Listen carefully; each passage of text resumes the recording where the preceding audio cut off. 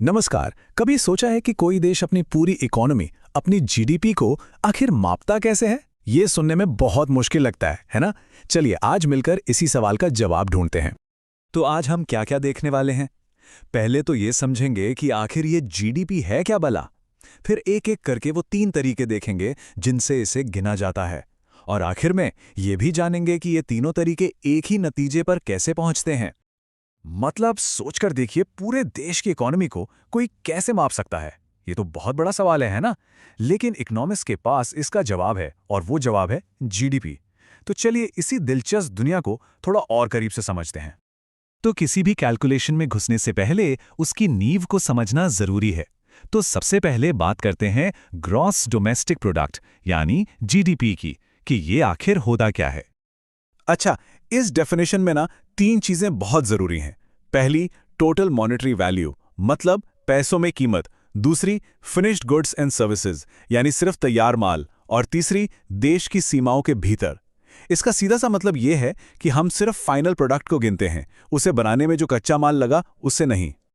अब ये सुनने में थोड़ा कॉम्प्लिकेटेड लग सकता है, तो इसे आसान बनाने के लिए चलिए एक मजेदार उदाहरण लेते हैं। मान लीजिए कि हमारे देश की पूरी इकोनॉमी एक बहुत बड़ी सी नेशनल पिज्जा शॉप है।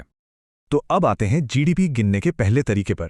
यह सबसे सीधा साधा तरीका है। इसमें हम बस ये देखते हैं कि हमारी इकोनॉमी यानी हमारी पिज्जा शॉप ने टोटल कितनी कीमत का सामान बनाया। तो मान लीजिए हमारी पिज्जा शॉप ने एक साल में 1000 पिज्जा बेचे और हर पिज्जा बिका 200 रुपए का। तो इस प्रोडक्शन मेथड के हिसाब से जीडीपी कितनी हुई? सीधा हिसाब है, 2 लाख रुपए। सिंपल। लेकिन एक मिनट रुकिए, यहां एक छोटा सा पेच है। सोचिए, अगर हम पिज्जा की कीमत में उसे बनाने में इस्तेमाल हुए आटे की कीमत भी जोड़ दें तो क्या होगा? आटे की कीमत तो 2 बार गिनी जाएगी। इसी डबल काउंटिंग से बचने के लिए इकोनॉमिस्ट्स ग्रॉस वैल्यू एडेड या जीवीए का इस्तेमाल करते हैं। मतलब हम पिज्जा की फाइनल कीमत से आटा, पनीर, इन सब की लागत को घटा देते हैं। इससे पता चलता है कि असल में वैल्यू कितनी ऐड हुई। और ये जो आटा, पनीर वगैरह है ना, इसी को कहते हैं इंटरमीडिएट कंजम्पशन। और यही कॉन्सेप्ट जीडीपी को एकदम सटीक बनाता है। वरना तो हम एक ही चीज को 2-2 बार गिन लेंगे और सारी गिनती गड़बड़ हो जाएगी। चलिए अब आते हैं दूसरे तरीके पर। अब हम अपना नजरिया बदलेंगे। अब हम ये नहीं देखेंगे कि क्या बना, बल्कि ये देखेंगे कि उसे बनाने की प्रोसेस में किसने क्या कमाया। मतलब हमारी पिज्जा शॉप में जो पैसा आया वो आखिर गया कहां कहां।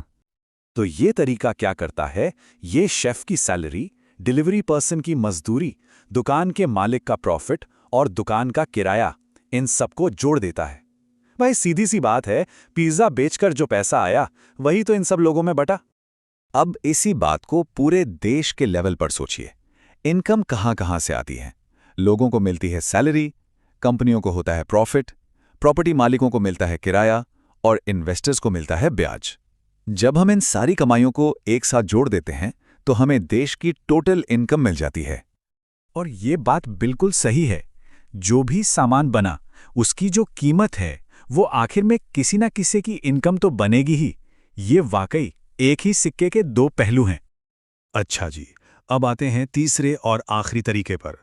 हमने देख लिया कि क्या बना और किसने क्या कमाया। अब सवाल यह है, उस बने हुए सामान पर किसने और कितना खर्च किया। वापस चलते हैं अपनी पिज्जा शॉप पर।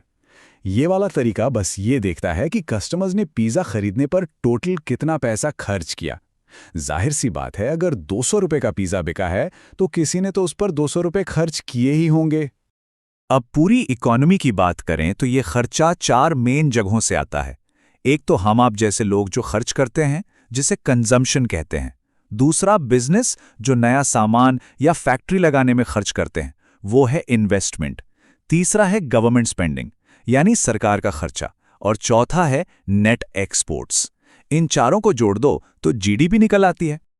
नेट एक्सपोर्ट्स का फंडा भी सिंपल है। हम अपने देश में बनी चीजों को गिन रहे हैं ना, तो जो सामान हम बाहर बेचते हैं यानी एक्सपोर्ट करते हैं उसे जोड़ लेते हैं, और जो सामान बाहर से खरीदते हैं यानी इंपोर्ट करते हैं उसे घटा देते हैं, बस। तो अब हमारे पास 3 अलग अलग नजरिए हैं, प्रोडक्शन, इनकम और एक्सपेंडिचर। अब सवाल यह है कि ये तीनों मिलकर एक ही तस्वीर कैसे बनाते हैं। और यहीं पर सबसे मजेदार बात आती है। ये तीनों तरीके असल में एक ही सिक्के के तीन पहलू हैं। सोचिए, पिज्जा का बनना हो गया प्रोडक्शन, उसे बनाने वालों की कमाई हो गई इनकम, और कस्टमर का उस पर पैसा खर्च करना हो गया एक्सपेंडिचर। ये सब एक ही कहानी के तीन अलग अलग चैप्टर हैं। ये टेबल इस बात को और भी साफ कर देती है। देखिए, पैसा कैसे गोल गोल घूम रहा है। लोग पिज्जा पर खर्च करते हैं, वो पैसा दुकान के पास पहुंचता है, और फिर वही पैसा सैलरी और प्रॉफिट बनकर वापस लोगों के पास इनकम के तौर पर आ जाता है। ये एक पूरा सर्कल है। तो इसका मतलब क्या हुआ? इसका मतलब ये कि थ्योरी में चाहे आप प्रोडक्शन से गिनो, इनकम से गिनो या खर्चे से, जीडीपी का नंबर हमेशा एक ही आना चाहिए, बिल्कुल सेम। हाँ, असल दुनिया में डेटा इकट्ठा करने में थोड़ी बहुत गड़बड़ी हो जाती है, इसलिए हल्का फुल्का फर्क आ सकता है, पर मेन प्रिंसिपल यही है। तो फिर सवाल उठता है कि जब नंबर एक ही आना है तो तीन तीन तरीकों की जरूरत क्या है? जरूरत है एक्यूरेसी के लिए। एक तरीके से दूसरे तरीके के डेटा को क्रॉस चेक किया जा सकता है, और इससे हमें इकोनॉमी की एक ज्यादा कंप्लीट पिक्चर मिलती है। तो अब जीडीपी को गिनने का राज तो खुल गया है, पर यह हमें एक बहुत जरूरी सवाल के साथ छोड़ जाता है। अगर जीडीपी सिर्फ पैसों के लेन देन को ही गिनता है, तो जरा सोचिए, हमारे समाज में ऐसी कौन कौन सी कीमती चीजें हैं, जैसे घर पर होने वाला काम या हमारे पर्यावरण की सेहत, जो इस गिनती में कहीं आती ही नहीं। इस पर सोचना तो बनता है।